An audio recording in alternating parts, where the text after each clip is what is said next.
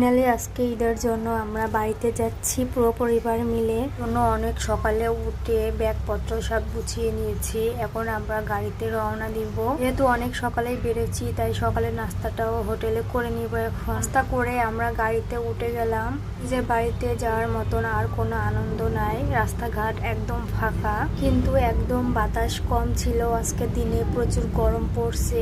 এদিকে হাত বাইরে দিয়ে একটু রোমান্টিক করতেছিলাম। আর পদ্মা সেতু হয়ে আমরা যাই। পদ্মা সেতুর এখানে এই রাস্তাগুলো আমার খুব অনেক ভালো লাগে, তার জন্য আমি আবার বাইরে হাত দিয়ে ভিডিও করে নিচ্ছিলাম। বাস থেকে নেমে আমরা এখন রিক্সায় উঠে যাব বাসায় যাওয়ার জন্য।